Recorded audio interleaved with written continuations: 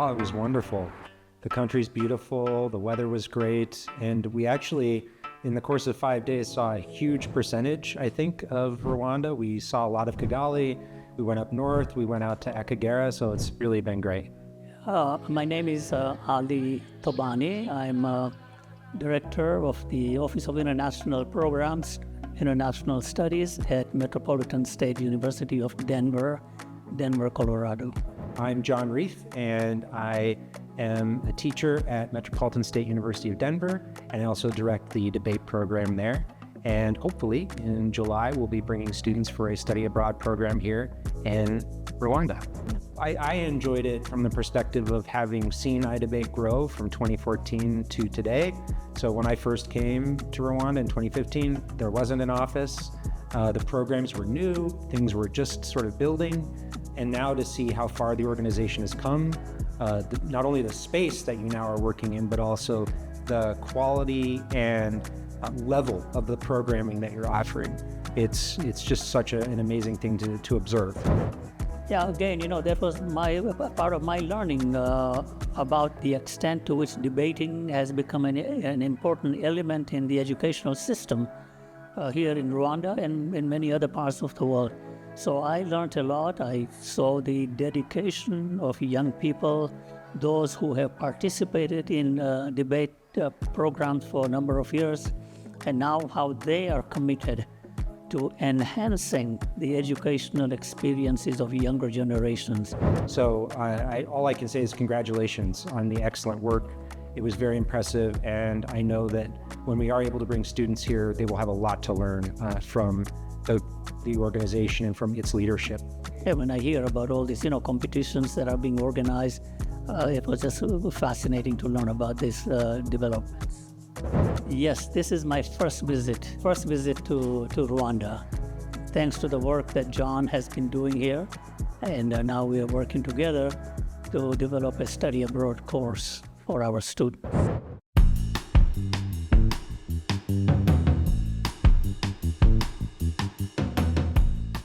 I think my favorite mealtime sort of experiences were when we were eating with the whole iDebate team. So just having that camaraderie and engagement, that was a lot of fun. In terms of food, I think probably my top two meals would be Africa Bite and Repub Lounge. Really traditional Rwandan food, it was great. Well, since I'm of Indian origin, Indian food is one of my favorite foods among other international foods. And I enjoyed it a lot. I was also surprised that so many Rwandans, they liked the Indian food as well. And some liked it even more spicy than I did. I'm a huge fan of bananas, so whenever I can get bananas, no matter how they're prepared, I love it. And I had bananas at both. So yeah, I would say those were my favorite foods. But in terms of actual engagement with other people, I think meeting with the team was great. So it was a great experience, and as my colleague John mentioned, it was a great dinner because we got to meet some of the leaders in the iDebate program, some of the participants, and for me, this trip gave me quite a bit of education in terms of the international dimensions of the debating programs. I had not realized and appreciated how many debate competitions are taking place regionally, nationally, globally, how many students are engaged in this educational process. And so it was really it was a mind-opening experience for me, and the whole visit.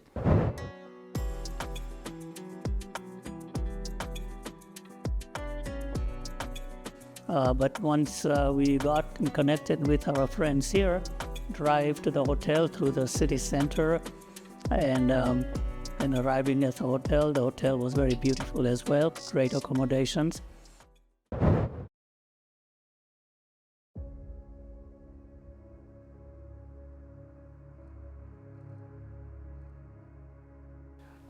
Both visits were very informative and powerful. I think it's hard to describe the experience, especially visiting the Genocide Memorial, aside from saying that it's eye-opening, it's emotionally difficult, just because of the number of people impacted and the number of people who now reside there, who have been interred there. Though that probably was the saddest day. And, not only for me, but many people who go through that experience. To see man's inhumanity to man's on display once again.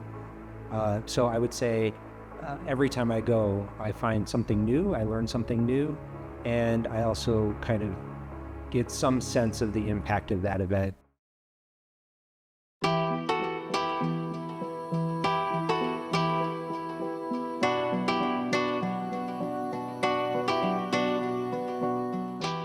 Oh, I see. No.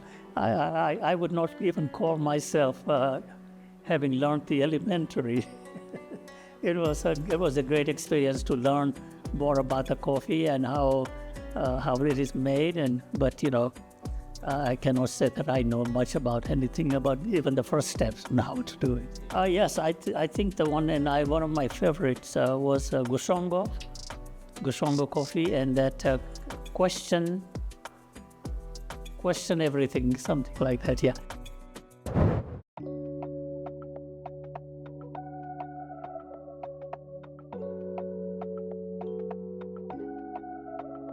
It was really cool to see a working ranch here in Rwanda. I'd never seen anything like that.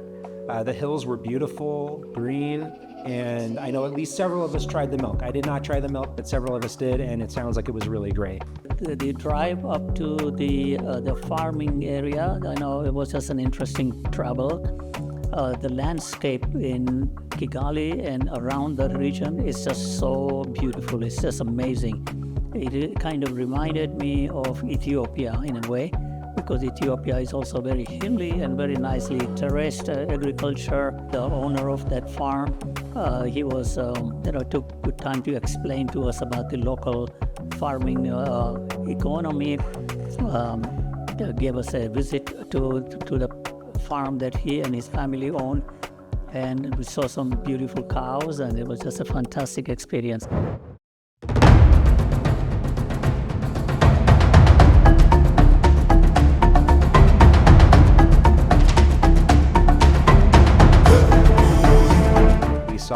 Lions, right? We saw lions, which was really cool. I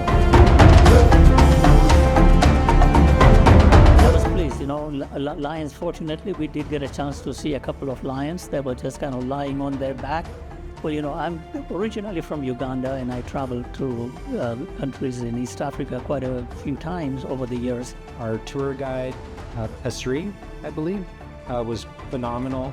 And we had a great group with us. The car we were using was roomy, had chargers and water. It was great. And we had an awesome lunch by the lake.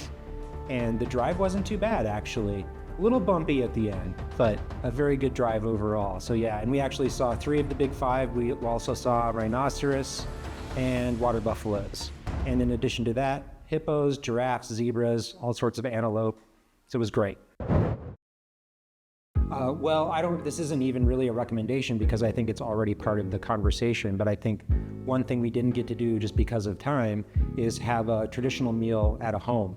And so I think actually experiencing life at home for Rwandans and experiencing the sorts of food and the sorts of environments people live in and engage in on a daily basis, that would be amazing. And our students would love to do that, I know. And I would too. So I would say adding that in, and I know it's part of the plan, will make the experience that much better.